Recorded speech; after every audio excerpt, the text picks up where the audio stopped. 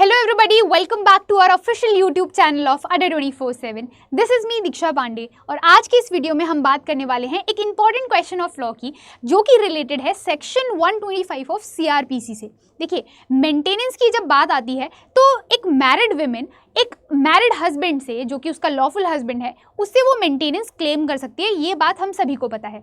लेकिन जब बात आती है अनमैरिड वुमेन की, यानी कि दो कपल जो अभी शादीशुदा नहीं है, जिनकी शादी नहीं हुई है, लॉफुली वैलिड नहीं है, अगर वो ब्रेकअप कर लेते हैं, उस केस के अंदर क्या फीमेल उस मेल से मेंटेनेंस मांग सकती है या नहीं मांग सकती?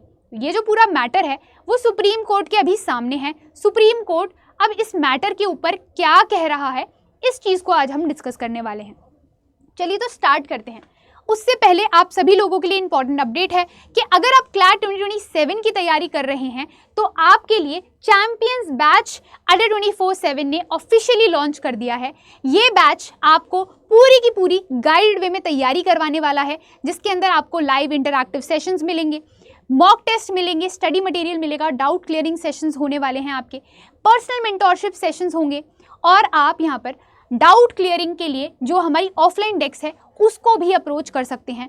तो ये जो पूरा बैच है वो उसकी फीस रहने वाली है 20,999 और अगर आपको मैक्सिमम डिस्काउंट चाहिए तो आप इस कोड को यूज़ कर सकते हैं, that is DP01 to get maximum discount and personal mentorship, right. तो आप इसको इनरोल कर सकते हैं। चलिए अब बात करते हैं इस पूरे केस की। तो केस का बैकग्राउंड समझ लेते हैं पहले।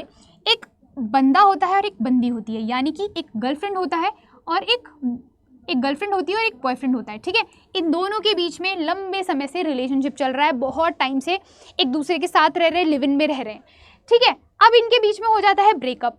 अब ये दोनों हो जाते हैं अलग। गर्लफ्रेंड चली जाती है कोर्ट के पास और यहाँ पर ये कोर्ट से ये कहती है कि मुझे चाहिए मेंटेनेंस, बॉयफ्रेंड को मुझे मेंटेनेंस देना चाहिए क्योंकि अब हम अलग हो चुके हैं और मुझे सरवाइव करने के लिए पैसों की ज़रूरत है, मुझे मेंटेनेंस दिलवाओ।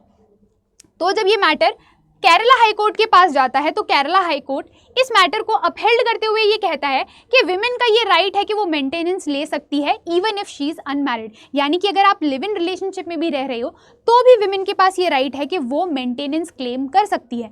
तो केरला हाई कोर्ट ने तो फीमेल के फेवर में, उस विमेन के फेवर में जजमेंट दे दिया और यहाँ पर एक रीजनिंग भी दी कि सेक्शन 125 है वो वेलफेयर प्रोविजन है और यहाँ पर strict proof of marriage required नहीं है। मैरिज है तो भी आप सेक्शन 125 में जा सकते हो, मैरिज नहीं है तो भी आप जा सकते हो।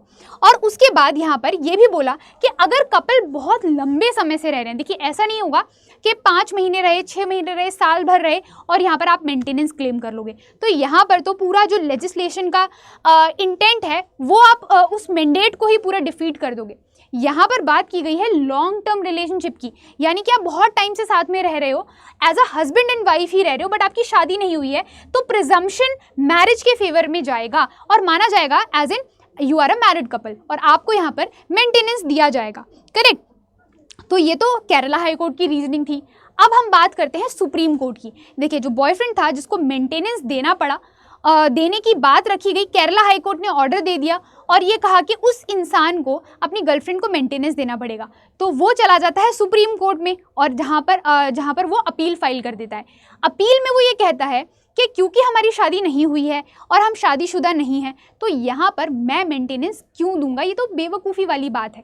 यहाँ पर मेंटेनेंस तो सिर्फ हस्बैंड अपनी वाइफ को देता है, हम हस्बैंड वाइफ नहीं हैं, हमारा जो रिलेशनशिप था वो लिव इन वाला था, हम मैरिड कपल तो है ही नहीं। तो इस केस के अंदर सुप्रीम कोर्ट ने अभी क्या कहा है, देखिए सुप्रीम कोर्ट के पास अभी ये जो मैटर है वो पेंडिंग है, ठीक है। ये वाला जो मैटर था ये पहली बार नहीं आया कोर्ट में, कोर्ट के सामने ये 2015 में भी आया था, जिसके ऊपर ललिता टप्पो वर्सेस स्टेट ऑफ झारखंड का ये जो केस था, इसमें ये कहा था कि क्या ये जो क्वेश्चन है ये अराइज होता कि क्या live in partner maintenance claim कर सकते हैं। तो उसके ऊपर 2018 में जजमेंट आया था और ये कहा गया था कोर्ट के द्वारा कि यहाँ पर आप CRPC में तो नहीं ले पाओगे, लेकिन अगर आपको रेमेडी चाहिए, मतलब कि अगर एक विमेन को रेमेडी चाहिए तो वो डोमेस्टिक वायलेंस एक्ट 2005 के अंडर में जाके रेमेडी ले सकती है।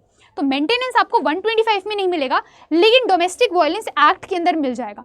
तो यहाँ पर भी उन्होंने अपने इंटेंट को क्लियर नहीं किया और यहाँ पर सेक्शन 125 का इंटरप्रिटेशन कैसा होना चाहिए, क्या वो स्ट्रिक्ट इंटरप्रिटेशन है या फिर उसका इंटरप्रिटेशन लिबरल वे में किया जाना चाहिए, वो सारी चीज़ें नहीं बताई गई।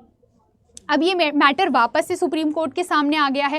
अब सुप्रीम कोर्ट इसके ऊपर जजमेंट सुनाएगा। जजमेंट अभी रिजर्व्ड है, पेंडिंग है, अभी जजमेंट नहीं आई है। अभी उस विमेन को कहा गया है कि आपको 6 वीक्स के अंदर रिप्लाई देना है। जैसे ही वो रिप्लाई दे देगी उसके बाद यहाँ पर वापस से नेक्स्ट हियरिंग होगी और अब फिर वहाँ पर जो केस है वो फाइनल डिसाइड किया जाएगा कि क्या होने वाला है। तो अभी मैटर पेंडिंग है, अभी जजमेंट नहीं आया, देखेंगे कि इस मैटर पे क्या जजमेंट आता है गाइस। तो ऐसे ही अपडेट्स के लिए आप सभी लोग अड्डा 24/7 के ऑफिशियल यूट्यूब चैनल को फॉलो कर लीजिए, सब्सक्राइब कर लीजिए और इस वीडियो को लाइक कर लीजिए। मिलते हैं अपने नेक्स्ट वीडियो में, तब तक के लिए guys bye bye and take care.